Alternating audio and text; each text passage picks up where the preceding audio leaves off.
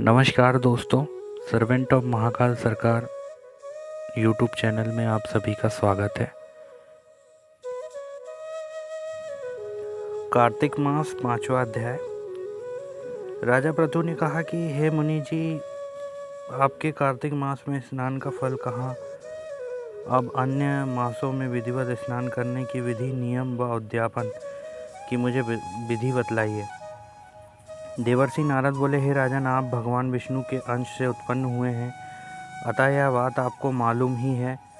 फिर भी मैं आपको यथोचित विधान बतलाता हूँ, ध्यान से सुनिए। अश्विन मास में शुक्ल पक्ष की एकादशी से कार्तिक के व्रत करने चाहिए। शुभ ब्रह्म मुहूर्त में उठ के जल का पात्र लेकर गांव के बाहर पूर्व या उत्तर दिशा में जाएं। दिन में अथवा शाम को कान पर जनेऊ चढ़ाकर पृथ्वी पर घास बिछा के सिर को कपड़े से ढककर मुंह को बलपूर्वक भली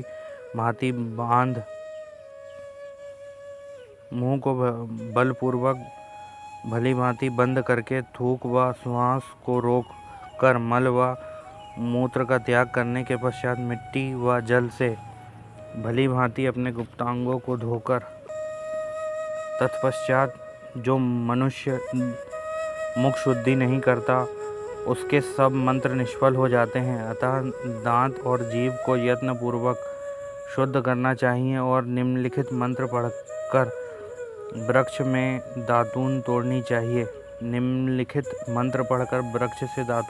चाहिए। हे बृहस्पति, तुम आयु, कीर्ति, तेज, प्रजा, पशु, संपत्ति, महाज्ञान, बुद्धि, बल हमको प्रदान करो। यह मंत्र पढ़कर दूध वाले वृक्ष पर से 12 अंगुल की दातून तोड़कर करें। व्रत या श्राद्ध के दिन दातून नहीं करनी चाहिए। प्रतिपदा, अमावस्या, नवमी, छठवीं, रविवार को चंद्र तथा सूर्य ग्रहण में दातून करनी चाहिए। कटीले पेड़ों, कपास, पीपल, बरगद और निर्गंध, इन पेड़ों की दातून करनी चाहिए। इसके पश्चात भली भांति स्नान करके फूल, माला, चंदन और पान इत्यादि पूजा की सामग्री लेकर प्रसन्न मन से भक्तिपूर्वक भगवान शंकर के मंदिर में जाना चाहिए। वहाँ सभी देवी देवताओं का अर्घ्य, आचमन आदि वस्तुओं से अलग अलग पूजन करना चाहिए। फिर भक्तों के स्वर में स्वर मिलाकर श्रीहरि का कीर्तन करना चाहिए। मंदिर में जो गायक भगवान श्रीहरि का कीर्तन करने आए हों, माला, चंदन, तांबूल आदि से उनका पूजन करना चाहिए, क्योंकि देव स्थानों में भगवत कीर्तन करने वाले भी साक्षात भगवान विष्णु की ही मूर्ति होते हैं। यहाँ लोग सतयुग में विष्णु जी को अपनी तपस्या, योग और दान द्वारा भगवान को प्रसन्न करते हैं, मगर कलयुग में भगवत गुणवान ही भगवान श्रीहरि को प्रसन्न करने का प्रधान साधन माना गया है। नारद जी ने पृथु से कहा,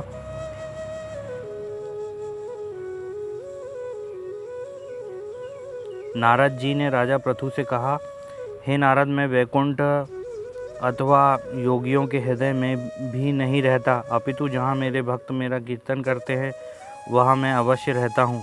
जो मनुष्य चंदन, माला आदि से मेरे भक्तों का पूजन करते हैं, उनसे मेरी ऐसी प्रीति होती है जैसे कि मेरे पूजन से भी नहीं हो सकती। शीरीष, धतूरा, गिरिजा,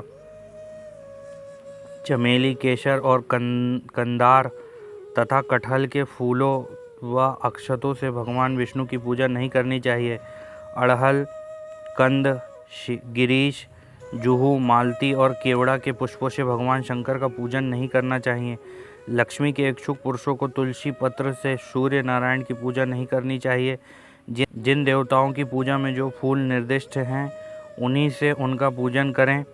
पूजन समाप्त करने के पश्चात भगवान से क्षमा प्रार्थना करें तथा हे सुरेश्वर, हे देव, मेरे पास न मंत्र है न क्रिया है, मैं भक्ति से भी हीन हूँ। जो कुछ भी पूजा मैंने आपकी की है उसे पूरा करें।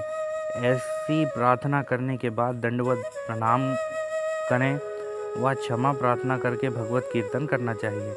श्रीहरि की कथा सुननी चाहिए और प्रसाद ग्रहण करना चाहिए। इस तरह बताई गई विधि के अनुसार जो मनुष्य कार्तिक व्रत का अनुष्ठान करते हैं, वह संसार के सभी सुखों को भोगते हुए अंत में मुक्ति को पाते हैं। इस तरह कार्तिक महात्म का 5वां अध्याय की कथा संपूर्ण हुई। और भी आगे की कथा सुनने के लिए हमारे चैनल को सब्सक्राइब करें और इस कहानी को शेयर करना ना भूलें। जय श्री कृष्ण।